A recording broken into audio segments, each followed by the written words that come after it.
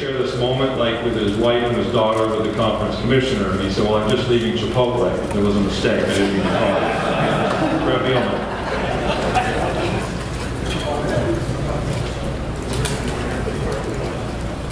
That's an introduction like no other, right there. It was kind of funny because I had received a lot of different phone calls, texts during the course of the day from some of my SEC brothers, some of the head coaches and different people from the SEC office, and I did get text from commission. I'm like, oh, that's kind of nice. I didn't respond to everybody, so don't take it personal if I haven't responded to you yet. I had about 500 messages, but I did text him, and I'm like, that's pretty cool. And I was kind of thinking to myself, when I was walking out of my wife wanted some double veggie bowl from Chipotle. Trying to get an endorsement right there. And I was walking out and I recognized the FaceTime down, and I'm like, pulled it up and I see Greg Sankey's name, and I'm like, wow, this is pretty cool. The commission's FaceTiming me. That's pretty unique. And he goes, why are you calling me? And I'm like, well, I'm sorry, I must have left out you. I apologize. So it was a unique experience. I appreciate it. But excited to get here. Excited to bring the three guys with me. I know you guys follow our program, but the three guys here that are representing us today are very, very special, unique to me, because now going into my 5th year as a head coach, these guys are all guys that I had recruited or decided to make a scholarship offer to, and 2 of the 3, one was a former walk-on, Frank Ragnow, is by far one of the most talented players I've ever coached, both on and off the field, tremendous person. Excited to see him come back and return for his senior season. Austin Allen will stand in front of you as a guy that's going to have an SEC graduate patch, a pin on his lapel that we're very proud of. He's actually graduated already, started master's classes. We'll get about 2/3 of the way through his master's before he ever finished playing college football for us. A very, very talented player. Just going into year 2 as our starter. And Kevin Richardson is a former walk-on that, again, just really embodies everything I believe in. He was a little undersized, under-recruited, underdeveloped. Coming out of high school, we presented him an opportunity to walk on. Really, in the first 2 weeks, I knew we had something. Probably one of the most intelligent football IQ players I've ever been around. Plays all 5 DB positions and is a great leader off the field. I'm just really blessed to have those guys with us. I feel really good about where we're at. Obviously, the end of last season was a unique situation for me. And in fact, even when we went 3-9, which I've never had a losing season in my career, other than first year at Arkansas, I felt at the end of the year we were getting better and moving in the right direction. And last year, our last 2 games were not highlights. They were, especially the way they both ended. So I knew we had to take some new looks at things, and we took an internal look at us coaching-wise, what we were asking to do, how we were asking to do it. Took an even stronger look at our personnel, which made us drive the decision to change to a 3-4. And then bottom line, what we were going to do moving forward in January. And our kids have been great. They've owned and embraced what we didn't do well at the end of the year. Focused on what we can do well. We're going to focus on winning games in the second half, not losing them.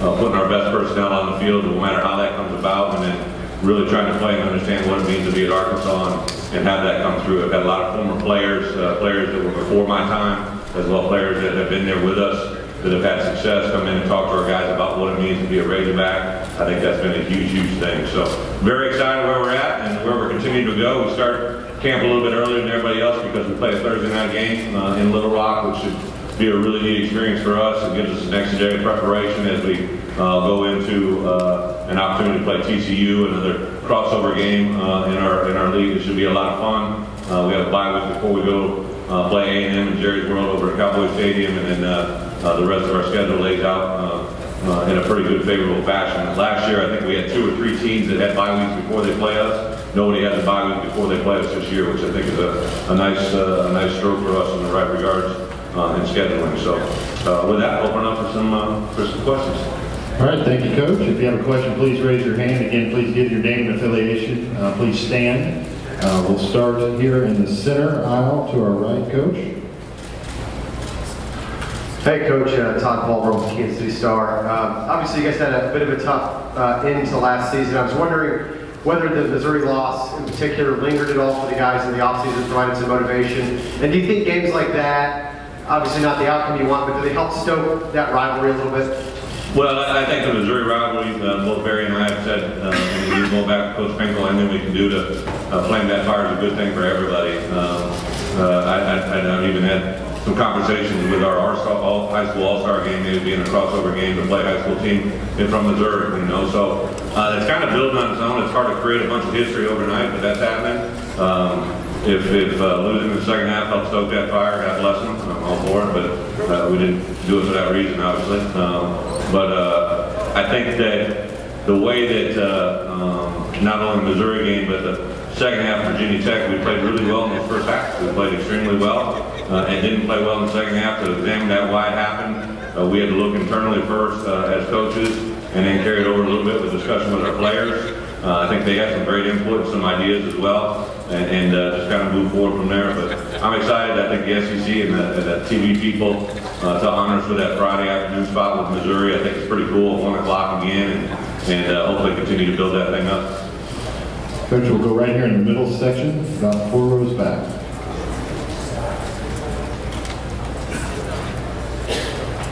Stephen Smith, Touchdown Alabama Magazine. Coach, Jared Cornelius had a big game last year for the Crimson Tide. I think he had 5 catches, 146 yards. Who are some guys after him that are really starting to grow in your mind? Yeah, Jay Red is a tremendously talented player. I think we did a postseason study that showed that he was actually one of the most productive slot receivers in all of college football last year with the numbers of receptions he had and the number of snaps he took. A very, very confident young man. I think he'll have his best year going into senior year. That wide receiver, we signed 2 junior college players that I feel really have adapted the game well that we brought in and have made a nice impact on us, as well as a couple younger players in our program, Deion Stewart, Michael Petway, some guys that I think can step up into a role that's pretty significant. And they've been working really hard. I know Ben Herbert in the weight room has felt good about what they're doing, and we're excited to get them out there. Coach, we'll go over to my side on the left over here on the aisle. Olin Buchanan, TexAddicts.com. Coach, 2 years ago here you described the win over Texas as being borderline erotic. I was wondering if you are able to beat A&M with the way things have gone in your series with them. How do you think you would describe that? I know you guys are all looking for quotes. I don't think I could go much further than that one.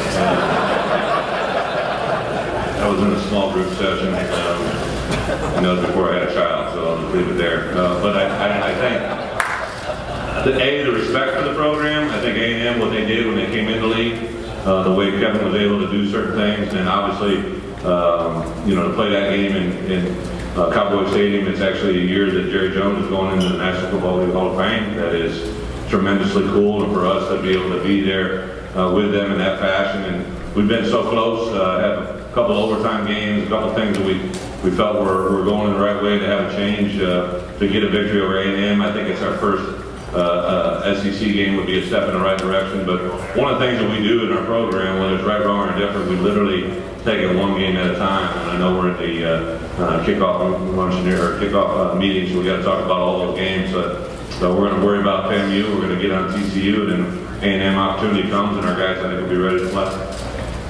Okay, Coach, we'll go to our right over here on the aisle.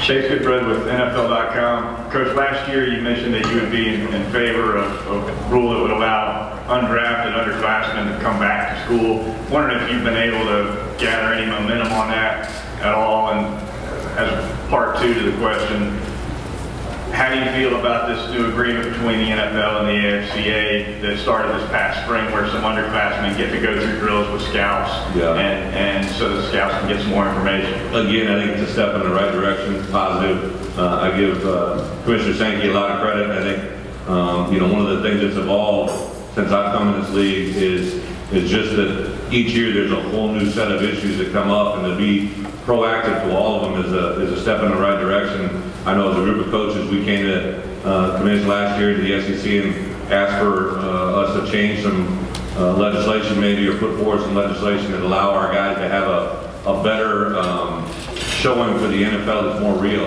So, for instance, I allowed several guys that I felt were juniors that if they play the way they can be, that they might be NFL eligible at the end of next year. So I let them take heights, weights, measurements, academic profiles, some limited testing that allows them to get a better feel. Is he really 6'2", or is he really 6'1.5" or 6'1.5"? So I think that's a step in the right direction. It's a baby step. I think we also had some more discussions this past spring about what we can do to progressively make this a little better if they do declare themselves, you know, and move back to that declaration date. I know Nick and several other coaches in our league have proposed moving that date back a little bit to allow our guys to have a better understanding. I think there's times now where we have a bowl game, maybe it's in January, and a kid feels the pressure, or he's hearing from outside sources that he needs to make a decision sooner than later, that he makes a decision maybe before the bowl game even takes place, which tells me A, he's not focused on his priorities, but also B,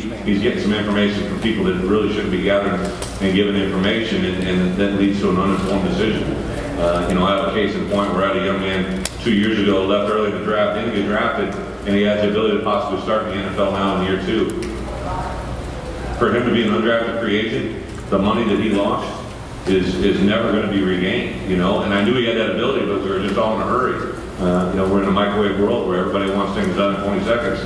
You know, sometimes it needs to be cooked for 2 hours, and we got to figure that out and try to help our kids. Okay, we'll go here in the center section, back in the middle. Coach Phil Bender, Sporting News. How has the continuity on the offensive line improved throughout the spring, and how can you continue to build around that with Frank? Great point. So one of the things that we do is, like even in our spring game, we go once against the world. I believe with offensive line play, you have 5 guys that are attached in everything that they do. You always see old linemen, they all go eat together, they all go watch a movie together, they all go do everything together, because we breed that in our program. Because for that left tackle, he's playing next to left guard, but he needs to understand what the center's yelling and doing, or what the right guard's going to do on a kickout play. There's a continuity that has to develop. We have 6 guys that have started SEC football games for us now on the offensive line. That's so much of an improvement from a year ago. Coach Anderson's had another year with this group. We've had a better addition. You know, one of the main issues with us last year in protection and taking care of our quarterback and being able to run the football is we just did not have enough of SEC quality offensive linemen in our program. I myself had not done what I needed to do to give us the numbers early on in those classes to get us there, or some guys that left a little bit early because they played well. So I feel really good about where that group is. I like the fact that they've taken some shots and they've survived, and I really think they're in a mode to really prove some things this fall. The coach will go over to our right, Jason on the front row. Jason Kersey, SEC Country. Brett, can you give us an update on the status of Montaric Brown and Melvin Johnson? I noticed Melvin wasn't in the media yet. Yeah, absolutely.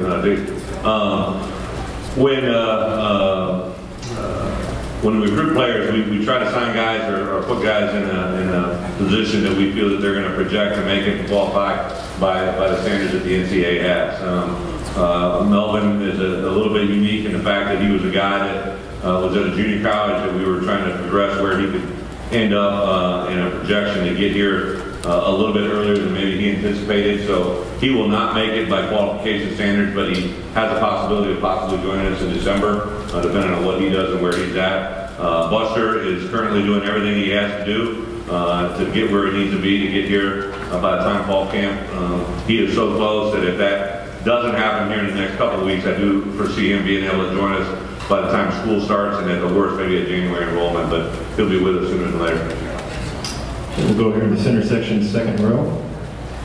And Jordan Hill with the Columbus Ledger Inquirer. Kind of an unusual situation last season with Austin replacing his brother as the quarterback. Can you just speak to, how he handled that and the progress you've seen since then going into this spring? Well, Austin's a smart dude, man. He's, one of the things that I grabbed when BA became the starter and Austin was coming in, I said, hey, here's 3 things you can do. You can sit and watch your brother play. That's kind of cool. You can also learn through your brother's failures, which isn't going to be a lot of fun, but you can still watch it happen. And the third thing is you can enjoy his success and understand why it happened. And I think he did that. I think he was there on every trial and tribulation. He survived it. He lived it. He also saw how he had to handle, to be the starting quarterback in the SEC is not an easy task on the field or off the field. You got a lot of things coming at you. So for him to survive and learn and to go through it a year ago gets me very excited. I think he's got a big chip on his shoulder. He's a guy that's got some decoration and some awards. But because he played at Arkansas, maybe because he didn't have 5 stars coming in or 4 stars or how many stars he had, and maybe he's not tremendously pushed by us, on a sexiness factor or all this, all that. We at Arkansas try to prove what we are by numbers, by doing things that we actually can, you know, put down on paper and believe them. Not a lot of hype or a lot of hubba. It's just, what have we done, you know? And Austin's done some really good things. There's some things that he's got to do better. We had conversations about that. I wouldn't do anything but truly sit back and watch a guy that I think is going to be able to go to some heights that people never thought he'd be able to do. And in the end, he'll probably be the one final. Can we ask you to stand? If you ask a question, we're going to go to the back on the left and the back end. Adam Sparks of Tennessee. Bret, it's kind of a loaded question, but you guys always talk about your father figures to 100 plus kids every year. Now that you are an actual father, do you see that perspective affected at all, or how does it affect the perspective of anything being a dad? You know, I'm 48 hours into this, baby. I can't say I'm well versed. I think it changes your perspective. I knew it always would. If my girl ends up playing football, we probably got a lot of problems. I'll encourage her to do whatever, but playing football ain't one of them. But I do think, you know, someone asked a question earlier in the local media, that just simply, you know, if someone's got a high school age son, is it worth them to allow them to play football? And I have a resounding yes. I think there are definitely some times where maybe some people that aren't regulated the way they should be regulated on teaching, you know, the fundamentals of the game safely. We've got to make sure that's always in back. I got to tell you, I'll watch a couple times I've gone to a high school practice or an opportunity to watch kids participate, and I'm like, ooh, that just doesn't look right, you know. So that's why I'm on the rules committee. I mean, the rules committee does not pay you a dime. It takes up a lot of my time, and it eats up a week, 3 or 4 days of my free time that I don't like, but I do it because I want to change the game in the right way. I think with the direction of the rules committee, Steve Shaw was with the SEC, and several other voices in the room. Several years back, we really went after the targeting rule. I know the commissioners all wanted to see our game become safer, and I think we literally, you can ask every one of my players, and I bet you would ask every player that comes here from all the, we have changed the perspective of how kids play football. There's no doubt in my mind that there are still going to be some targeting, there's going to be some launching, and all that. It's going to come with the game and the fact that it's a game that happens so fast and it's played with a violent manner. But we have kids repeatedly on film that you see maybe 5 years ago would not make the same decision they're making now. They look to keep their eyes up. They look to not take blindside shots. They look to do things the way we're asking to do because of the way we've implemented rules. So I think that's really cool. I think we just constantly have to be on the forefront of protecting our players. I just lost a player that, and there's no doubt in my mind he was an NFL player to be. He's a tremendous human being. I think all the time as coaches, we lose sight. We learn so much from our players. What I've learned from Riley Williams, you can't put in words. The things that I witnessed when I was on the field sitting with him and his family, to the time that I went and saw him in the hospital, to when I was reading a quote from him a day after he decided to leave the game, when he said, you know, I always thought I had a great plan, but I got reminded once again that he had the better plan, referencing his faith.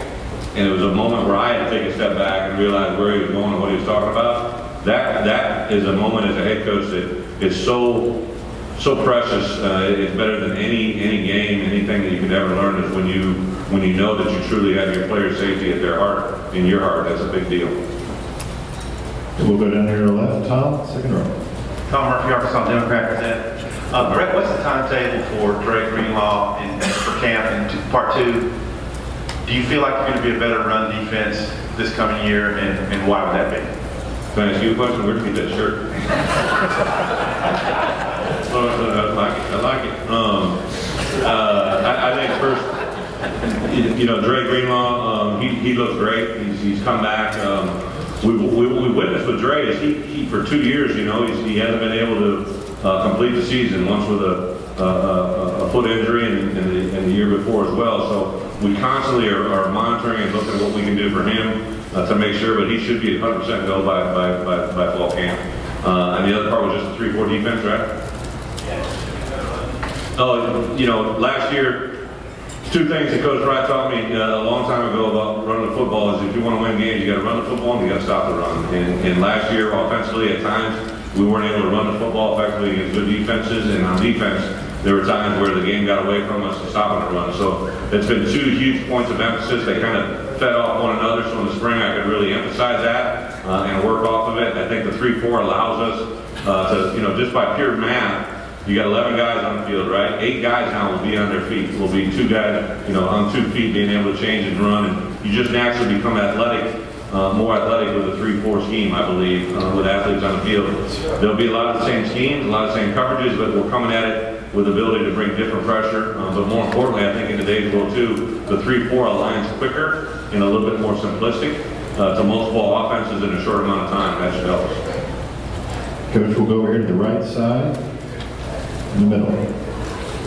Blake Tyler, Columbia Tribune. Bret, with so many quarterbacks back in the SEC this year, including yours, do you subscribe to the idea, or buy the idea that this could be kind of the year of the quarterback in this conference? You know, I'm a big believer in the year of the quarterback every year. I mean, obviously we can only control who's back, who isn't back, who's new and who's not. But in all my years of doing this, even, you know, before I became a coach, when I was a player, I think I always look back and I reflect on the teams that we had that were successful were teams that had great quarterbacks, or quarterbacks that could lead. And then as a coach, that's being reinforced 100 times over. I have so much respect in this league because really within all of our league, especially in the West, every scheme is unique and different. You know, A&M is running an up-tempo spread offense, but their offense is totally different than Auburn's. Auburn's is different than Mississippi State's. Mississippi State's different than Ole Miss. Alabama's a little bit of everything now. We'll see where they go. LSU, I think is going to be a little more pro style, but we'll see. Matt and I work together, so I know a little bit about his offensive background. But that's what's unique in the SEC West is quarterback play is very, very important, but it's also very unique to each team. Some put a little bit more emphasis on what that quarterback can do, not only at the line of scrimmage, but what he can do pre-snap, how he reacts and handles pressure, both mentally and physically. So, yeah, it's always going to be a league of the quarterback. That's why those guys always get a lot of money at that next level, you know what I mean?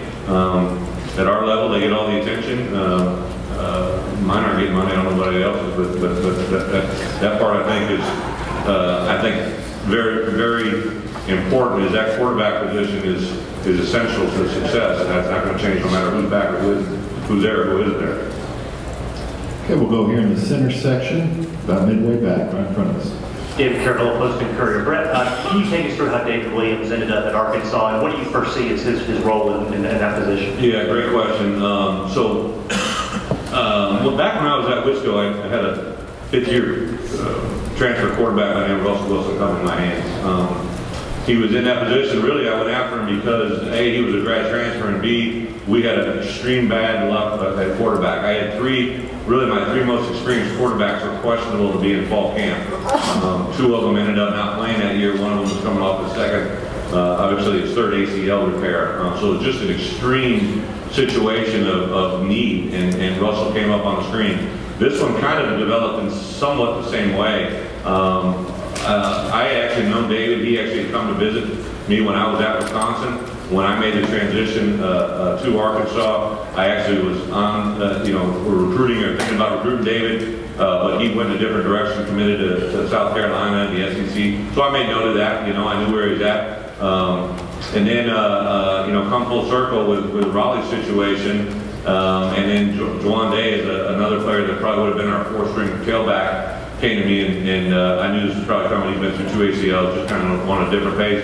So I lost 2 of my top 4 backs. And I know we're going to be fine. Delwalt Whale is really good. I recruited 2 freshmen. I've had this a lot in my career where, with a running back that's really good and everybody's always worried if they have another guy come through. So I just really felt I wanted someone a little bit more maturity in the room if I could get it. That presented the opportunity to talk to David. I reached out to the SEC office, asked the questions that I'd have to ask to have him be able to transfer in. Got great information from the SEC office. Really then just started the appeal process. Went through that. I give a lot of credit to Will in South Carolina. They were very cooperative, didn't try to put a block on or whatnot. I think this young man was recruited by Coach Spurrier and brought in, and things just didn't go his way, and he graduated on time and deserved an opportunity. And again, I give the commission a lot of credit to be forward-thinking, and there's some things coming to our game that have just never happened before, and this rule, I'm sure people are going to like it or don't like it. As coaches, I'm a little bit torn. I've seen it be very successful. I on the flip side of it, I had a running back who was a 3rd-string running back for me, but he was behind Monty Ball and James White. I knew he was a good player, so he transferred to Pitt, and ended up starting from Pitt and had a chance to play in the NFL. And I was one to facilitate the whole thing because I knew he was going to get buried in our depth chart, you know. So it's something that we got. I think we have to have a radar up about what's going on in our league, because you don't want kids just kind of have the ability to freely do these things or transfer without some restrictions. But again, I give a lot of credit to the SEC and allowing this to happen, because he truly is a kid that's done everything right. He's never had any issues academically or off the field. We had a prior relationship, and to be able to bring him into a position of need, and to start, you know, his grad degree is going to be something that he's interested in, that was a little bit unique to us as well, that allows him to get into some real estate and some different things. So it's really a marriage made in heaven, and been a great addition to campus. We'll take one final question over here on the left. What's the deal, Bob? Go ahead.